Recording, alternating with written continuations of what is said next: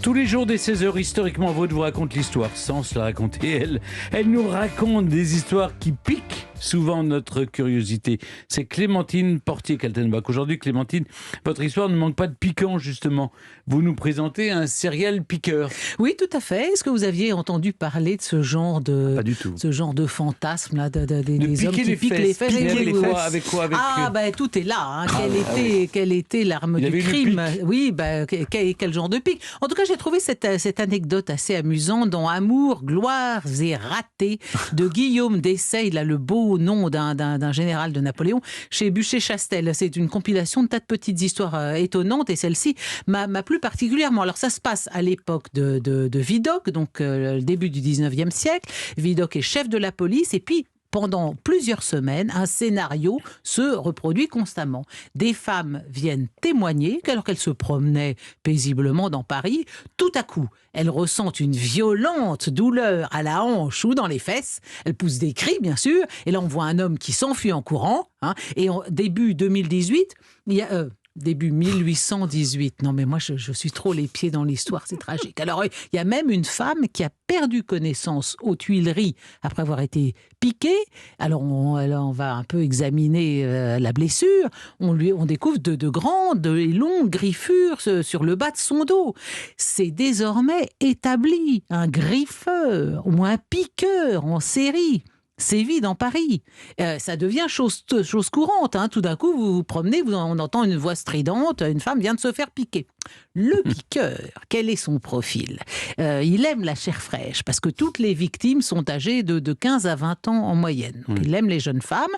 Bon, il leur pique les fesses naturellement, mais parfois, comme il agit un petit peu trop vite, il pique à côté. Bon.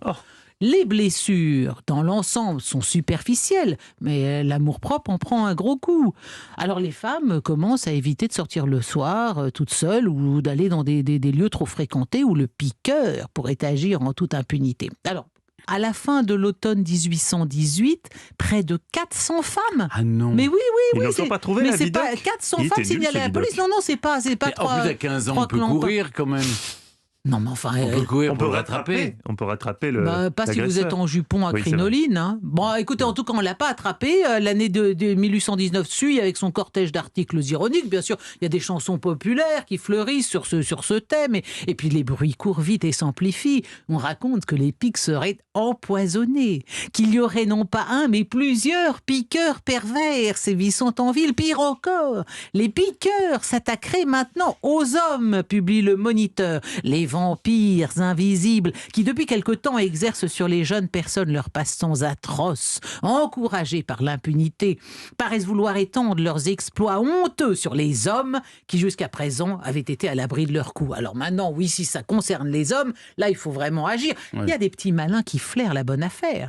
Un certain Libert, pharmacien dans le Marais, se met à vendre un beau miracle pour soigner les piqûres. Et un armurier va encore plus loin, qui met en vente une sorte d'armure ou de cuirasse calipige en métal léger, un protège-fesses que les demoiselles peuvent porter sous leur jupon. Non mais on en est là. Et finalement, fin janvier 1820, un certain Auguste-Marie Bizol, 35 ans, tailleur de son état, donc supposé expert en aiguille, et piégé par des prostituées, il est arrêté. Il est reconnu par 3 victimes seulement, et en dépit de la fragilité des preuves contre lui, il est condamné en première instance, puis en appel à 5 ans de prison et 500 francs d'amende. À l'époque, ça fait dans les 1200 €, mais c'est beaucoup à l'époque.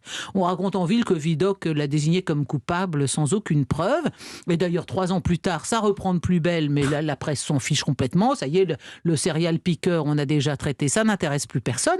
Ce qui est troublant, c'est que des faits identiques vont se produire à Lyon, Bordeaux, Marseille, à Bayonne, à Soissons, à Amiens, enfin, vraiment partout en France, mais c'est des copieurs, vous voyez, ce qu'on appelle les copycats. Ouais, des copycats, exactement. Voire même à l'étranger, à Bruxelles, on découvre que c'est des écoliers qui ont fait une farce, mais à Augsbourg, à Berlin, le serial piqueur est dans toute l'Europe. Bon, explication psychanalytique donnée par Emmanuel Furex dans Histoire d'une peur urbaine, les piqueurs de femmes sous la Restauration.